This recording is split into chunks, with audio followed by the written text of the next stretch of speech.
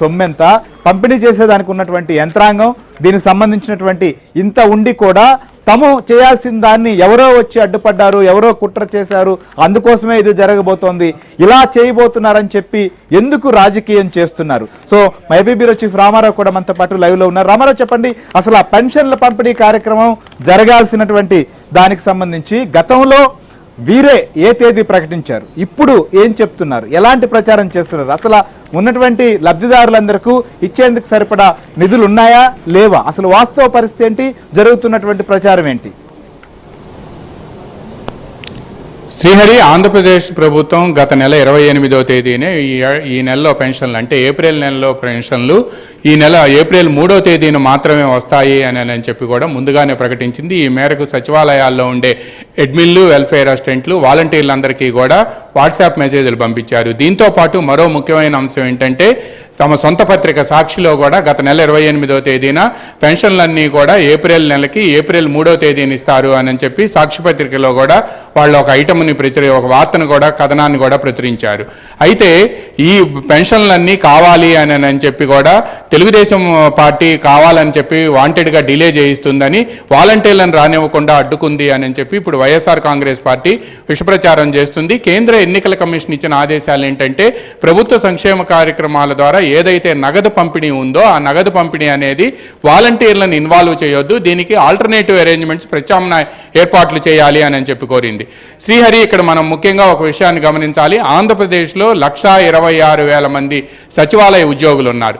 గ్రామ, వార్డు సచివాలయాలు దాదాపుగా 2 వార్డులకు కలిపి ఒక సచివాలయం ఉంది.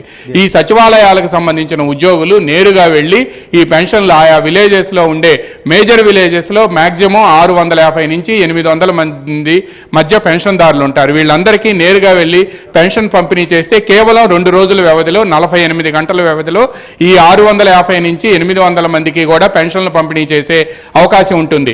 గ్రామ, వార్డు సచివాలయ ఉద్యోగులు ఒక్కో గ్రామానికి దాదాపుగా 25 నుంచి 30 మంది వరకు ఉంటారు. వీళ్ళంతా వెళ్ళి డిస్బర్స్మెంట్ చేస్తే కేవలం 2 రోజుల వ్యవధిలో పెన్షన్ల పంపిణీ కూడా పూర్తవుతుంది.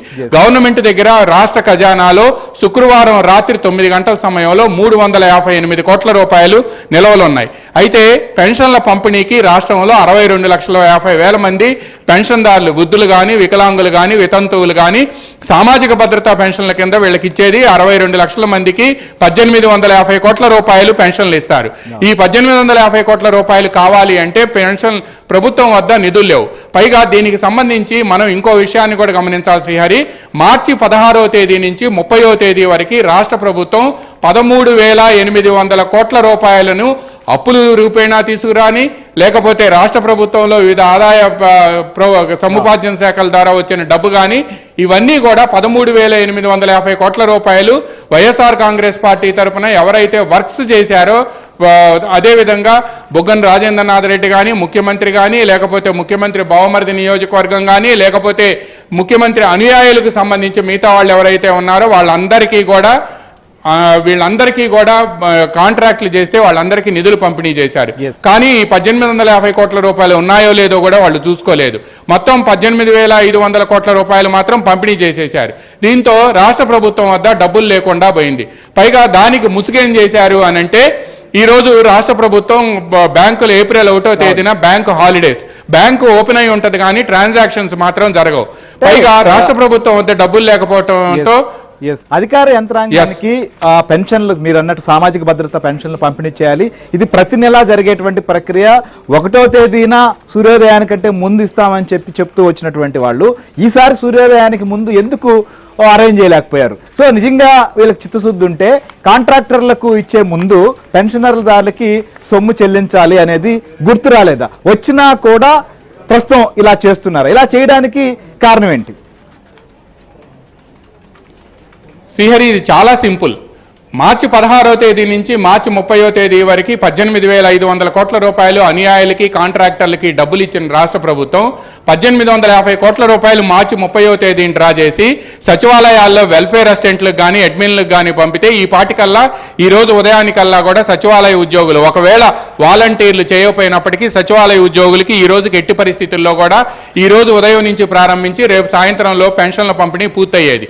కానీ ఆ 1850 కోట్ల రూపాయలు కూడా మిగలకుండా మొత్తం పంపిణీ చేశారు. మీరు ఆశ్చర్యపోయే విషయం ఏంటంటే ఆంధ్రజ్యోతి ఒక ప్రత్యేక కథనాన్ని ప్రచురించింది, శ్రీలక్ష్మి మహిమలు అని చెప్పి. అందులో క్లియర్గా పేర్కొంది, కాబోయే పనులకు కూడా ఇప్పుడే జీవోలు ఇచ్చేశారు డబ్బులు ఇచ్చేయమని. ఆ తర్వాత తప్పు అని తెలుసుకొని ఆ జీవోలను విత్డ్రా చేశారు.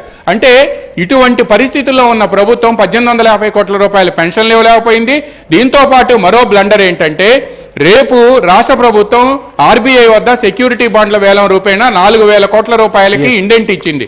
అవి రేపు మధ్యాహ్నానికల్లా కూడా 4,000 కోట్ల రూపాయలు సెక్యూరిటీ బాండ్ల వేలం రూపాన పాడితే ఓడి కానీ వేస్ అండ్ మీన్స్ కానీ రాష్ట్ర ప్రభుత్వానికి లేకపోతే రేపు సాయంత్రానికి ఖజానాలో జమ అయ్యే అవకాశం ఉంది.